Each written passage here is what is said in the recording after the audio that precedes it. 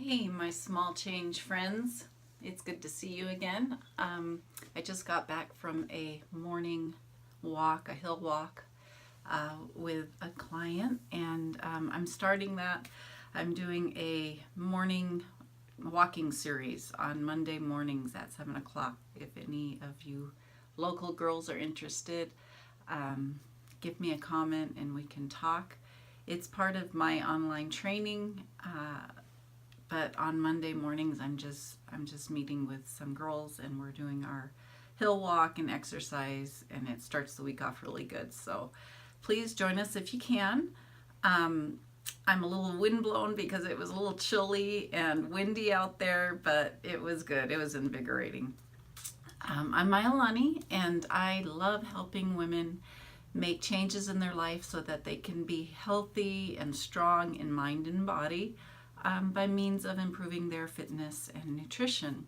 So, what I wanted to talk about today is weight loss. It's on a lot of our minds, and I'm going to talk about a few things that might be causing you not to lose weight. Why am I not losing weight? So I want to cover kind of a lot of material in a short amount of time because I know you all are busy and you have places to be and kids to take care of and jobs to go to. So I'm going to try to squeeze it all in. So the first thing and first reason you might not be losing weight is nutrition. So a lot of times we are women that have done a lot of dieting in our lifetime, a lot of crash dieting. I know I have been there. And we might have slowed down our metabolism without realizing it. With weight loss, a lot of times with the crash diet, it causes muscle loss. So that in turn causes your metabolism to slow down in the long run. So the next time we go on a diet, we're losing weight slowly, and that progressively gets slower until, I found myself at about 1,200 calories, and I was not losing weight, and I just was so frustrated and helpless. And so if you're in that situation, you might consider a metabolism reset. That's what I did, and it boosted my metabolism. Sometimes it's called reverse dieting, but you can do research online or comment below. We can talk more about that to raise your metabolism and get your body working and burning those calories the way it should be burning. Another thing is, if you have been dieting, you haven't dealt with those issues, but you've been on a diet for a while, a few weeks, months, and you've hit a plateau, you might stop losing weight, as far as the scale mostly. That's another thing I suggest, not just going by the scale. I suggest measuring your progress by taking measurements, taking body fat analysis, engaging your weight loss that way. But if you've hit a plateau, you might want to consider eating at a higher calorie level for a few days to up to a week to just remind your body that, you know what, we're not starving here. We're getting fed well, and it boosts your metabolism. So then when you go back onto your diet, your metabolism is a little bit higher, and it's going to rev things up, and you're going to get back to losing some weight. Another reason you might not be losing fat is simply that you might be thinking that you are eating less than you really are. That's why I suggest tracking your food. You won't have to track forever, but if you have a goal of weight loss in mind, you really need to find out where you're at as far as calories. So I recommend following or tracking on MyFitnessPal and tracking your macronutrients. 40% carbs, 30% protein, 30% fat is very, very advisable. And be honest with how you're portioning out your food. A lot of us are used to eating what we're eating, and then we go onto the MyFitnessPal app and we see maybe a serving of chicken. So we just hit a serving of chicken, don't really know what a serving is. So their serving might be a 6-ounce serving of chicken breast. Well, our serving in our mind and what we see on our plate might be 8 ounces. Not a huge difference, but a little bit more calorie. You might serve yourself some ice cream and hit 1 serving of Ben & Jerry's ice cream. Well, MyFitnessPal's my serving might be a lot different than your one serving. So, and that can be, my serving could be a carton of Ben and Jerry's. That's one serving, which is like 1,200 calories, and an actual one serving is a quarter of a carton, and it's like 300 calories. So you can see how if you aren't honest and you aren't tracking and you aren't measuring, your calories can be way off at the end of the day. And then that leaves you feeling frustrated because you're thinking, I'm following my 1,500, my 1,800 calorie diet, whatever it is, and I'm just not losing fat, when in actuality, you're eating maybe back up to your 2,500, 3,000, where you are now, and you're just maintaining.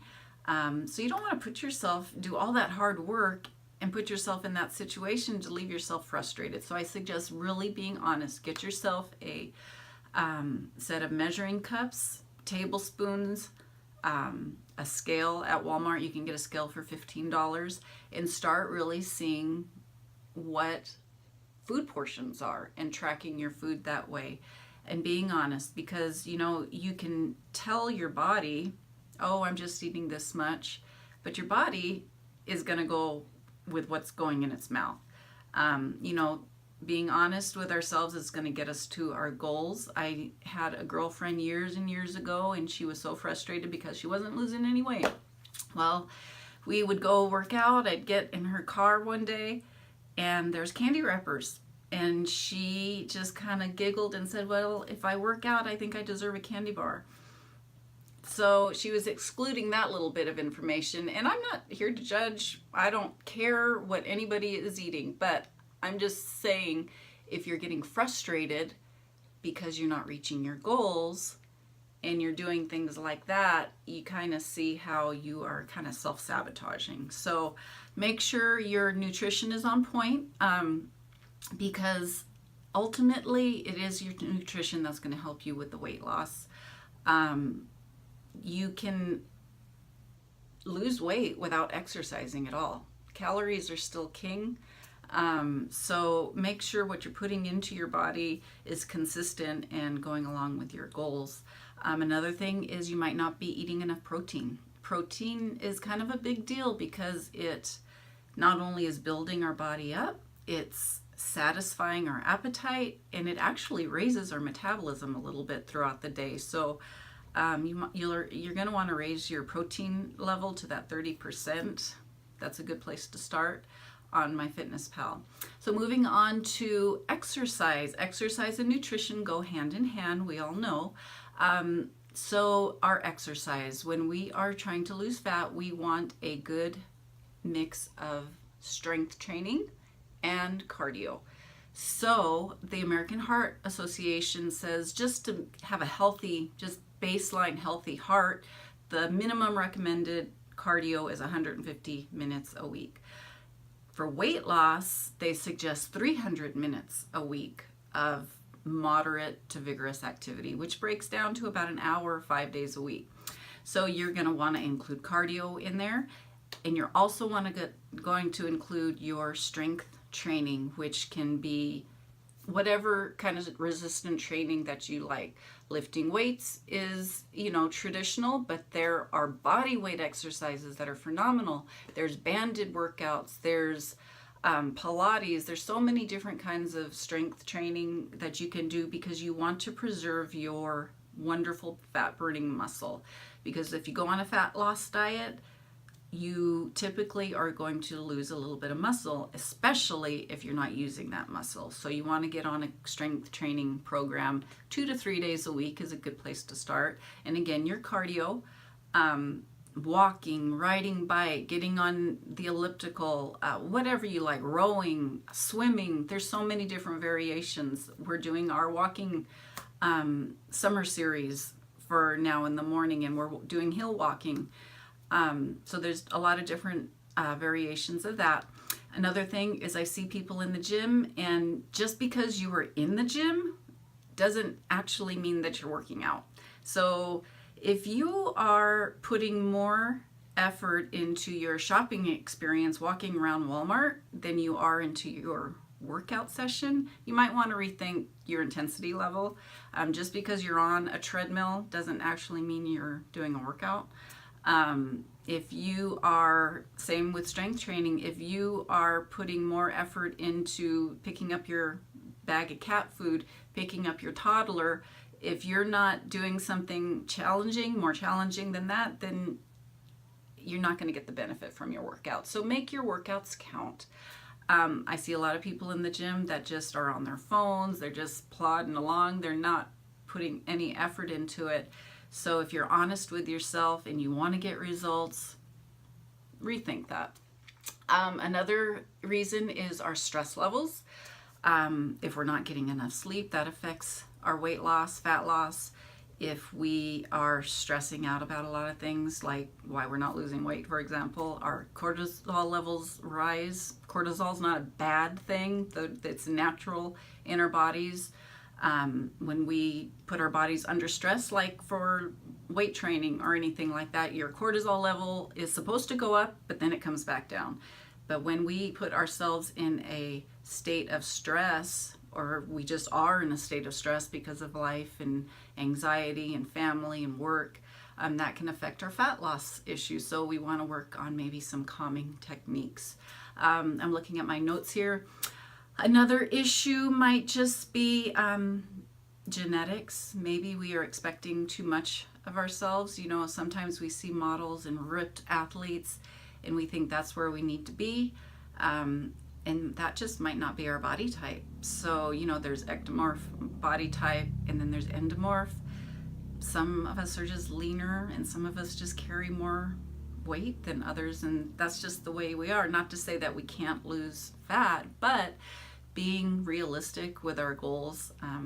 We want to be realistic. We want to feel good. We want to feel good in mind and body, and if we're stressing out because we can't be what we're not, that's going to raise our cortisol levels and everything's mixed together. So let's be realistic. Another reason is maybe we're on medications. Are you on a medication that is inhibiting fat loss? You need to research your medications, go online, look things up, and seeing if that might be your problem.